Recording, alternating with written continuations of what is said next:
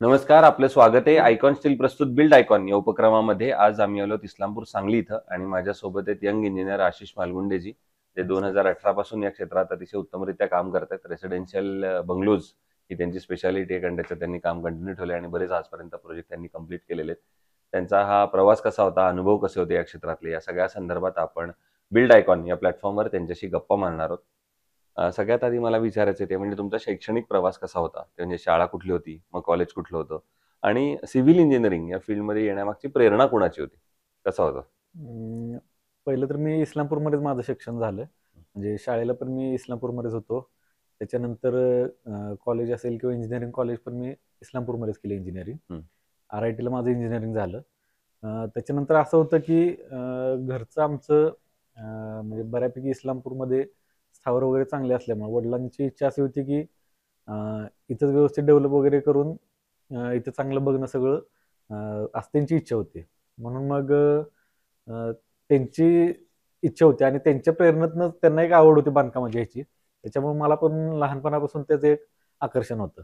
म्हणून मग पहिल्यापासून ठरवलेलं की आपण ह्याच्यातच जायचं, बिल्डिंगच्या ह्याच्यातच जायचं. हं.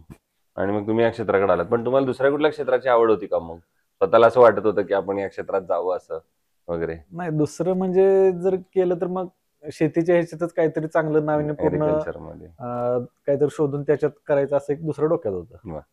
मग आता या क्षेत्रात पडल्यानंतर, इंजिनिअर झाल्यानंतर एक पुढं स्ट्रगल असतं ते म्हणजे पहिला प्रोजेक्ट मिळेपर्यंत हं. एक स्ट्रगल असतो. मग आपण कुठला प्रोजेक्ट मिळणार, कसा मिळणार?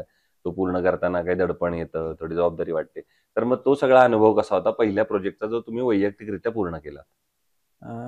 पहिलं तर असं होतं की प्रायव्हेट बंगल्याच्या मी ज्यावेळी काम चालू केलं त्याच्या आधी मी अ, मोठ्या अपार्टमेंटच्या ह्याच्यात थोडा अनुभव घेतलेला होता. कोल्हापूरमध्ये विश्वकर्मा बिल्डर्स आहेत त्यांच्याकडे. त्याच्यानंतर मग असंच चाललेलं की बाबा सुरुवात करायची तर आता कशी करायची? मग त्याच्यातच एक असं प्रपोजल आलं होतं. तेवढ्यात नेमकं कोरोना पण आला आणि कोरोनामुळे जरा सगळं कामगारांचे वगैरे म्हणजे प्रॉब्लेम होते त्यावेळी. त्याच्यानंतर मग त्यांना व्यवस्थित समजावून सांगत वगैरे म्हणजे ज्यांचं कोणाचं काम होतं, त्यांच्याशी बोलणं वगैरे करून आम्ही व्यवस्थित प्रोजेक्ट चालू केला आणि म्हणजे त्यांना जसं पाहिजे होतं, म्हणजे त्यांच्या घरातील लेडीज असतील किंवा स्वतः ते मालक होते, त्यांना जसं हवं होतं म्हणजे त्यांच्या गरजेप्रमाणे आणि बाकी आमच्या इंजिनिअरिंगच्या टेक्निक्स किंवा बाकीच्या आयडिया वापरून जसं पाहिजे होतं, त्याचप्रमाणे आम्ही ते घर जेवढं चांगलं बनवता येईल, तसं बनवलं ते. ओके. नंतर या क्षेत्रातल्या आणखीन काही प्रश्नांकडे. त्यातला पहिला प्रश्न असा आहे, की या भागामध्ये जिथं आपण काम करतोय, तिथं अनस्किल्ड लेबर किंवा अकुशल कामगारांचं प्रमाण बरंच आहे. हं, आणि अशा अकुशल कामगारांबरोबर काम करणं हे बऱ्याचदा धोकादायक सुद्धा ठरू शकतं. हं. तर तुमचा कसा आहे अनुभव आणि तुम्ही कशी ती परिस्थिती हाताळता? अनस्किल्ड लेबरचं एक आहे मोठा प्रॉब्लेम. आम्ही सुरुवातीला आता कसं करतोय, एखादी नवीन साईट जरी चालू करायची असेल हं, किंवा आहे या साईट ज्या रनिंग साईट आहेत, हं, त्याला शक्यतो आम्ही जे कोण कामगार आहेत, म्हणजे त्यांचे ठेकेदार असतील किंवा त्यांचे मेन कॉन्ट्रॅक्टर जे आहेत, त्यांना पहिल्यांदाच काम चालू करायच्या आधीच सांगतो, की तुमचं जे काय असेल म्हणजे पेमेंट वगैरे जे तुमचे रेट काय असतील ते घेतानाच पहिल्यापासून चांगले घ्या. पण शक्यतो कामावर जे कोण तुमची माणसं येणार आहेत, ती चांगली स्किल्डवालीच असली पाहिजेत. त्याच्यातून पण समजा म्हणजे ज्यावेळी आपण साईटवर जातो त्यावेळी लक्षात येतच की अनस्किल्ड आहे का कसं आहे ते त्यांच्या कामावरून लक्षात येतं. मग हं. शक्यतो आम्ही जी अशी कोण लोकं असतील त्यांना जास्त म्हणजे काही कामावर तर टिकूनच देत नाही. हं. त्यांना सांगतो की तुमची दुसरी जी कोण माणसं असतील त्यांना पाठवून द्या. आणि म्हणजे तो जो प्रॉब्लेम आहे त्याच्यासाठी आम्ही पण त्यांना म्हणजे थोडीफार जशी असली माणसं, तर त्यांना आम्ही पण चांगलं समजावून सांगतो की बाबा हे असं-असं केलं पाहिजे किंवा बाकीचे जे काही प्रमाण वगैरे असतील सिमेंटचं किंवा स्टील कसं बेंड करायचं, काय करायचं, त्याचं आम्ही त्यांना समजावून सांगतो. त्याच्यातून काही-काही जण शिकतात, त्यांचं चांगलं होतं. पण म्हणजे असं दुसरा एक प्रोग्राम करू शकतात बरेच जण. आता तुम्ही करू शकता किंवा आम्ही पण करू शकतो, की अनस्किल्ड लेबरसाठी त्यांना चांगलं त्यातलं शिक्षण मिळावं, म्हणून दुसरं काहीतरी प्रोग्राम करू शकतो. बरोबर. जसा अनस्किल्ड लेबरचा प्रश्न आहे, तसा पुढचा मग प्रश्न येतो, की जेव्हा आपण ज्या कस्टमरशी च्या रेसिडेन्शियल घराबद्दल किंवा बंगलोबद्दल बोलत असतो, त्याचं म्हणणं असं असतं, की आमचं बजेट थोडं कमी हं. आहे आणि एवढ्याच बजेटमध्ये आता हे घर बसवून द्या आम्हाला जरा. तर अशा वेळेला एक इंजिनिअर म्हणून तुम्ही दर्जा आणि ते बजेट या दोन्हीचा समतोल मग तुम्ही कसा राखता? अ, भरपूर जणांचा तोच प्रॉब्लेम असतो, की बजेट त्यांचं कमी असल्यामुळे त्यांना पाहिजे तसं घर बांधता येत नाही. पण त्यात प्लॅनिंग करताना आपण त्यांना बऱ्याच अशा गोष्टी सांगतो, की ज्या गोष्टी तुम्हाला आत्ता गरजेच्या नाहीयेत. ते आता लगेच करू नका, ते तुमच्याकडे जसे जसे पैसे येतील त्याच्यानंतर तुम्ही करू शकता. पण आता तुमचं स्ट्रक्चर एकतर महत्वाचं आहे. सुरुवातीला स्ट्रक्चर चांगलं असेल तर तुमची बिल्डिंग पुढे टिकणार आहे. त्यामुळं त्याच्यात सुरुवातीपासून जे काही मटेरियल आपण वापरणार आहे ते प्रत्येक मटेरियल चांगलंच असलं पाहिजे. आणि त्याच्यानंतर मग तुम्ही शोच्या ज्या काही गोष्टी असतील, भले काय काय गोष्टी मागून करा, फर्निचर असेल किंवा कलर वगैरे ह्या गोष्टी आहेत, ते तुम्ही मागे ठेवला तर काही प्रॉब्लेम येत नाही. पण त्याच्यातले पर्टिक्युलर जे काही सुरुवातीला लागणारे घटक आहेत, मग ते म्हणजे स्टील असेल, सिमेंट असेल, ते चांगल्याच क्वालिटीचं, चांगल्याच कंपनीचं घेतलं पाहिजे. आणि त्याच्यासाठी आम्ही त्यांना जास्त म्हणजे त्या गोष्टीसाठी फोर्स करतो. हम्म, हम्म. आता एक वेगळा प्रश्न आहे या सगळ्यापेक्षा, तो म्हणजे असं आहे की सांगली जिल्ह्याच्या विकासाचं व्हिजन एक इंजिनियर म्हणून जर तुम्हाला विचारलं तर तुमच्या डोळ्यासमोर कुठले मुद्दे येतात, ज्या मुद्द्यांवर, ज्या क्षेत्रावर, ज्या सेक्टरवर आता काम करण्याची गरज आहे, जर सांगलीचा सर्वांगीण विकास आपल्याला करायचा असेल तर सांगली जिल्ह्याचा, तर तुम्हाला काय वाटतं कुठल्या सेक्टरवर आता जास्त काम झालं पाहिजे? सांगलीमध्ये शिक्षणाचं तर पहिल्यापासूनच चांगली सोय आहे. त्याच्यानंतर डेव्हलपमेंट जर करायची म्हणली तर इन्फ्रास्ट्रक्चर आता जसं होतं डेव्हलप त्याच्यात अजून जरा सुधारणा झाली तर खूप चांगलं होईल. आणि दुसरं म्हणजे मोठे मोठे उद्योग जे आहेत, ते मोठे उद्योग इथं आल्यानंतर इथून जे काही बाहेर पुण्याला किंवा मुंबईसारख्या मोठ्या मोठ्या शहरात जाणारी जी मुलं आहेत, ते आहे इथं जर आपल्याला थांबवता आली आणि त्यांना इथंच जर रोजगार देता आला किंवा त्यांनी स्वतःहून काही बिझनेस वगैरे चालू केले, तर त्याचा सांगली जिल्ह्याच्या विकासासाठी चांगला फायदा होणार आहे. बरं. तुम्ही आता जसा हा मुद्दा म्हणालात रोजगाराचा किंवा असे, तर ह्या सगळ्या मुद्द्यांवर जर सरकारनं काय पावलं उचलली पाहिजेत, जर ह्याला अजून थोडी चालना द्यायची असेल, जसं तुम्ही म्हणला तर इथे इंडस्ट्री वाढल्या पाहिजेत, इन्फ्रास्ट्रक्चर आलं पाहिजे आणि रोजगार इथं मिळाला पाहिजे, तर मग सरकारनं काय पावलं उचलली पाहिजेत असं तुम्हाला वाटतं? सरकारने म्हणजे कसं ज्या बेसिक गोष्टी आहेत, म्हणजे मुलांना इथं थांबवायचं असेल तर त्यांना जे काय गरजेचं आहे, ते आता उद्योग जसे असतील तसेच आता सांगली जिल्ह्यात मोठा प्रॉब्लेम होता, तो रोडचा प्रॉब्लेम होता, तो तर आता सॉल्व्ह होतोय बऱ्यापैकी, रोडचं काम संपल्यातच जम आहे. तसं अजून जे काही मोठ्या म्हणजे बिझनेस वगैरे आहेत त्यांच्याशी टायअप करून इथं जे काही कॉलेज आहेत त्या कॉलेजमध्येच मुलांना जर त्याच्याबरोबरचं व्यवस्थित शिक्षण मिळालं आधीच, म्हणजे प्रॅक्टिकल असेल किंवा त्याच्या संदर्भातलं नॉलेज असेल, ते त्यांना इथंच मिळालं तर पहिल्यापासूनच त्यांना म्हणजे तिथं कंपनीच्या इथं जाताना बऱ्यापैकी त्यांना नॉलेज असल्यामुळं चांगल्या प्रकारे ते तिथं काम करू शकतात.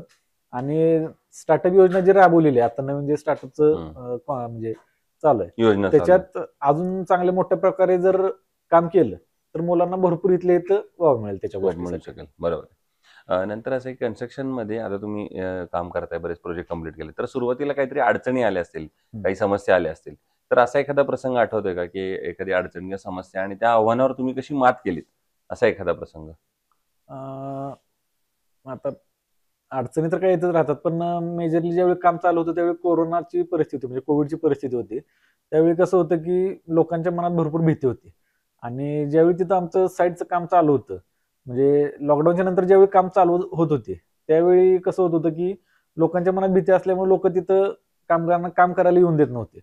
आणि त्याच्यामुळं होत असं होतं की ते कामगार शेवटी त्यांना कसं आहे, जर कामाला आलं तर त्यांना पगार वगैरे मिळत होता, त्यांचे ठेकेदार त्यांना पगार देत होते. मग शेवटी आम्ही तिथल्या लोकांना समजून सांगून वगैरे तुम्हाला त्याचा काही जास्त त्रास होणार नाही किंवा ते कामगार वगैरे जे होते त्यांना पण आम्ही प्रिव्हेन्शन वगैरे घ्यायला सांगून बऱ्यापैकी त्या कामगारांना आणि तिथं जी काही लोक होती आसपास राहणारे वगैरे त्यांच्यात समतोल साधण्याचं काम करून आम्ही त्या कामगारांना त्यावेळी कोविडच्या परिस्थितीमध्ये एक त्यांच्या जगण्यासाठी मदत केली थोडक्यात आम्ही. वा वा.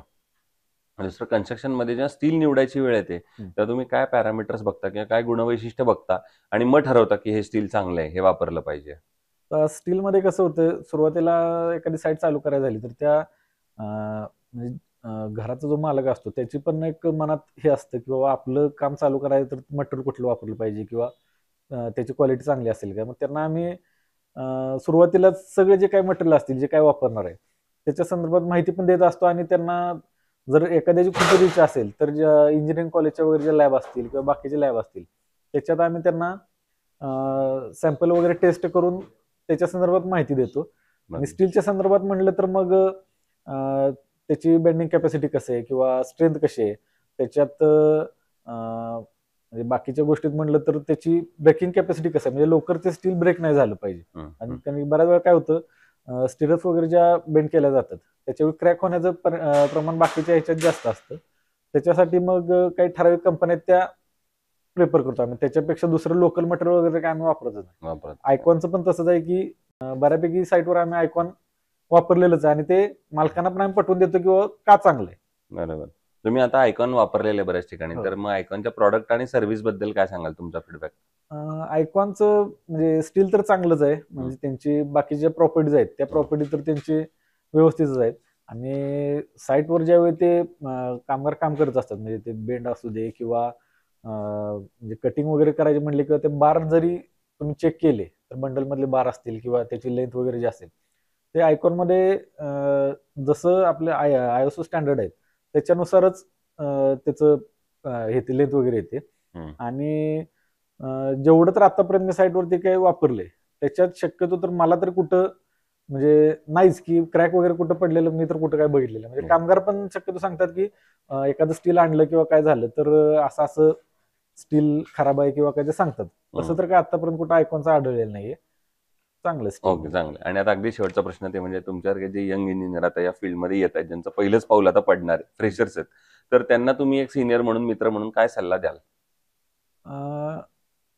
आता सिनियर म्हणून सल्ला म्हणजे म्हणलं तर बऱ्याच मुलांचं असं होतंय की ज्यावेळी नवीन काम चालू करायचं असतं त्यावेळी त्यांच्या डोक्यात असं असतं की कोणी विचारलं की "बाबा तुझ्या किती साईट चालू आहेत?" तर भरपूर जणांच्या डोक्यात असतं की माझ्या एक 10, 15, 20 साईट चालू आहेत एका वेळी. असं जो कोण सांगेल तो इंजिनियर म्हणजे चांगला. आणि ज्याच्या साईट कमी चालू असतील म्हणजे त्याचं एवढं काही काम चांगलं नाही असं बऱ्याच जणांच्या डोक्यात असतं. पण तुम्ही काम म्हणजे किती साईट करताय किंवा किती कामं करताय त्याच्यापेक्षा किती कामं तुमच्याकडे क्वालिटीचे होत आहेत आणि लोक तुमच्याकडेच काय येत आहेत हे म्हणजे लोकांना जोपर्यंत तुम्ही पटवून देत नाही किंवा ह्यांच्याकडे काम केलं तर चांगलंच होणार, यांचं प्लॅनिंग किंवा बाकीचे कामाची क्वालिटी वगैरे चांगली असते, हे ज्यावेळी लोकांना पडतं ते स्वतःहून तुमच्याकडे येतात. तुम्हाला त्यांच्याकडे जायची गरजच लागत नाही. वा. सो ते इंजिनियर आशिष मालगुंडेजी, आणि त्यांनी सांगितलं त्याप्रमाणे तुम्ही जास्त साईटच्या नादात कदाचित जास्त साईडला पडू शकता. हो, हो. त्याच्यापेक्षा जर क्वालिटी आणि दर्जेदार तुम्ही काम केलं तर त्यामुळे तुमचे ग्राहक चांगले जोडले जातात आणि त्यांना तुम्हाला नवीन चांगल्या साईट सुद्धा मिळू शकतात. पुन्हा एकदा आपले मनापासून आभार. थँक्यू. आणि भविष्यात सुद्धा अशाच आयकॉनिक प्रोजेक्टची निर्मिती आपल्या हातून कायम घडावी, याच आयकॉन स्टील तर्फे मनपूर्वक शुभेच्छा.